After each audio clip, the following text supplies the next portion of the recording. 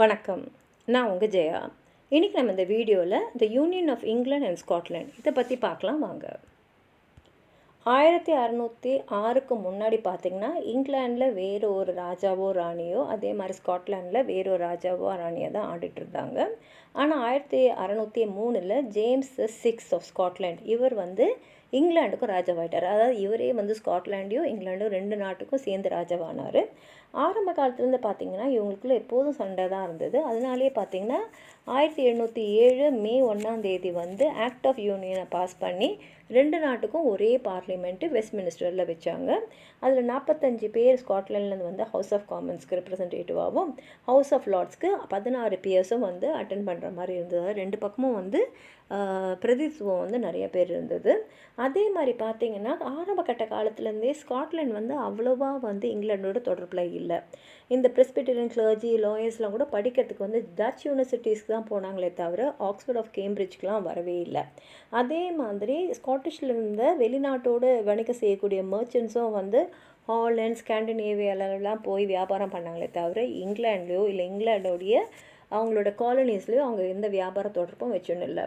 அதே சமயத்தில் இங்கிலாண்டும் ஸ்காட்லாண்டும் ஒரே மன்னராட்சி கீழே வரும்போது 2 நாடும் அதை சந்தோஷமாலாம் ஏற்றுக்கலை. 1707க்கு அப்புறம் பார்த்திங்கன்னா கிட்டத்தட்ட 10-15 வருஷத்துக்கு 2 பேருக்குள்ளேயுமே அவ்வளோ ஒத்து போகாமல் தான் இருந்தது. அதனால தான் பார்த்திங்கன்னா ஓல்டு பிரிட்டண்டர் 1715லையும் யங் பிரிட்டண்டர் 1945லையும் நிறைய சப்போர்ட்டர்ஸ் அவங்களுக்கு ஹைலண்ட்ஸ் ஆஃப் ஸ்காட்லாந்து கிடச்சிது. இப்போ இந்த யூனியனுக்கு முன்னாடி பார்த்திங்கன்னா ஸ்காட்லாண்டில் விவசாயம் ரொம்ப மோசமான நிலைமை தான் பண்ணிகிட்டு இருந்தாங்க. ஆனால் இந்த யூனியனுக்கு அப்புறம் இங்கிலாண்டில் இருந்த ஃபார்மர்ஸ் விவசாயிகள்லேருந்து இவங்க நிறையா கற்றுக்கிட்டு, அதே மாதிரி நிறையா பேர் இங்கிலாண்டில் இருந்த ஃபார்மர்ஸை அவங்களுடைய வயலில் வேலை செய்யறதுக்கும் வச்சுக்கிட்டு அவங்ககிட்ட நிறைய கற்றுக்கிட்டாங்க. அங்கே நிறையா முன்னேற்றம் இருந்ததுனால நெப்போலியனிக் வார்ஸ் வரத்துக்குள்ளே ஸ்காட்லாண்டு இங்கிலாண்டோடும் முன்னேறி இங்கிலாண்டுக்கு சொல்லித்தர அளவுக்கு விவசாயத்தில் முன்னேறிடுச்சு. அதே மாதிரி பார்த்திங்கன்னா ஆரம்ப கட்ட காலத்தில் ஸ்காட்லாண்டில் ரொம்ப கருமையான வருமானம், ஒரு ஏழ்மையான சூழ்நிலையில், அதுக்கு மாத்திரம் இல்லாமல் வறட்சியும் நிறையா இருந்ததுனால ஸ்காட்டிஷ் பீப்புள் ரொம்ப ஒரு தரமில்லாத ஒரு வாழ்க்கையை தான் வாழ்ந்துட்டு இருந்தாங்க.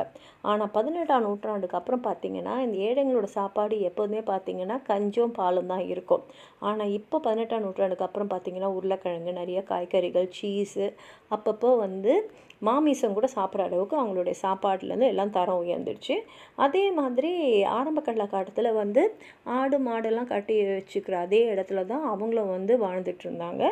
ஆனால் அதுக்கப்புறம் அவங்களுக்கும் தனியாக சாலிட் ஸ்டோன் ஃபார்ம்ஸு, காட்டேஜஸ் 1-2 ரூமோடு, அதில் சிம்னிஸு, கிளாஸ் விண்டோஸ், பெட்ஸு, ஃபர்னிச்சர், அது மாதிரி அருமையாக அவங்க இடத்த தங்குற இடத்த கட்டிக்கிட்டு வாழ ஆரம்பித்தாங்க.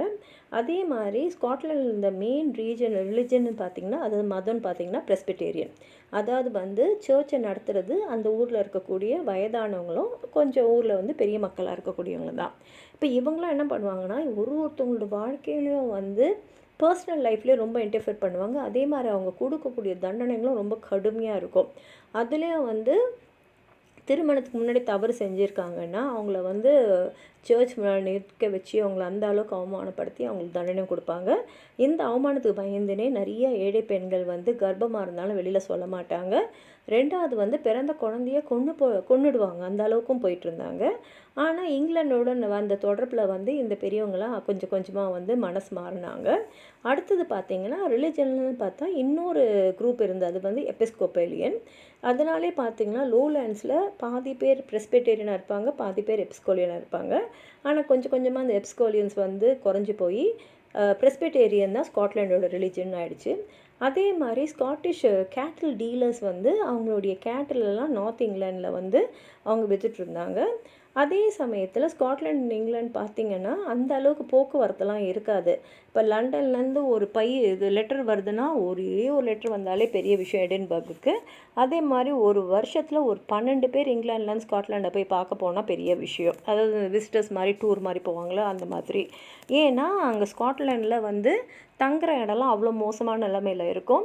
பார்க்குற இடங்களும் அந்த அளவுக்கு அழகாலாம் இங்கிலீஷ் மேனுக்கு தெரியல. ஏன்னா அவங்கள பொறுத்த வரைக்கும் இந்த வைல்டு மூர்லேண்ட் சீனரிலாம் அவங்களுக்கு அவ்வளோ பிடிக்கல. ஆனால் ஸ்காட்லாண்ட்ஸுக்கு அந்த மூர்லேண்ட் சீனரி தான் அவங்களோட உயிர் நாடி. அவங்க அந்தளவுக்கு அவங்க நாட்டை நேசித்தாங்க. அதே சமயத்தில் லோலேண்ட் சீனரியெல்லாம் பார்த்திங்கன்னா வெறும் குப்பையாக அந்த வயலெல்லாம் வந்து ரொம்ப மோசமான நிலைமையில் தான் இருந்தது. அதே மாதிரி ஹைலேண்ட்ஸ் வந்து பயப்படுற அளவுக்கு தான் இங்கிலீஷ் பீப்புளுக்கு இருந்தது.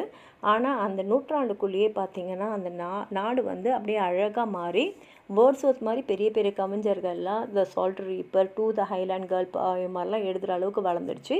அதே மாதிரி எல்லா பெரிய லிட்ரரி பர்சனாலிட்டிஸும் வந்து ஒரு வாட்டியாக ஸ்காட்லாண்ட் போயிருப்பாங்க.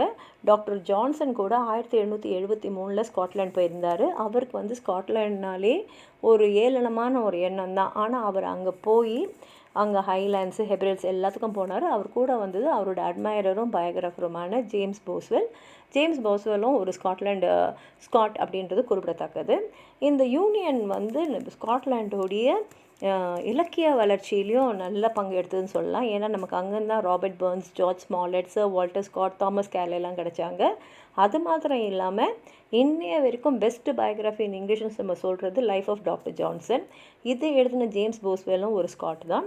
அவர் இல்லாமல் டேவிட் ஹியூம், இவர் வந்து ஒரு ஸ்காட்டிஷ் ஃபிலாசபர்.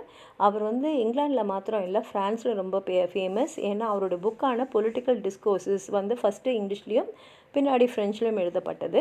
அவருடைய ஃப்ரெண்டு அவர் நாட்டை சேர்ந்த ஆடம் ஸ்மித் வந்து எக்கனாமிக் தியரிஸை வந்து ரெவல்யூஷனலைஸ் பண்ணார்.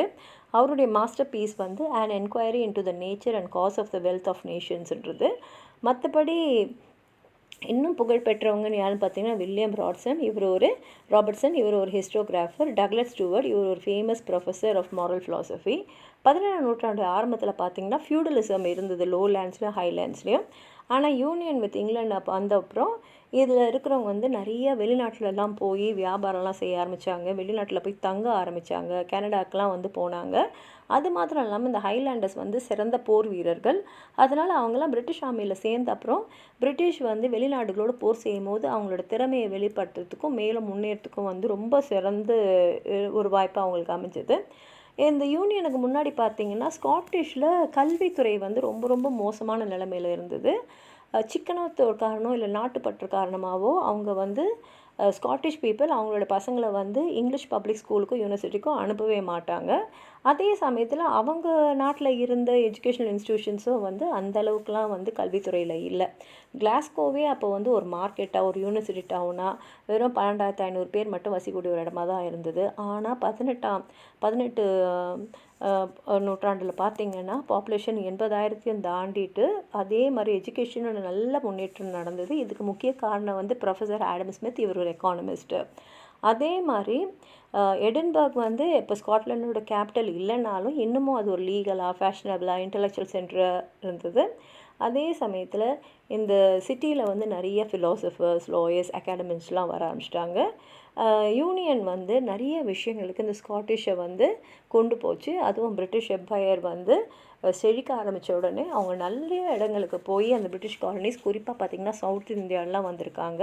அதனால் 18ஆம் நூற்றாண்டு வந்து ஸ்காட்லாண்டுக்கு வந்து ஒரு பொற்காலம்னே நம்ம சொல்லலாம்.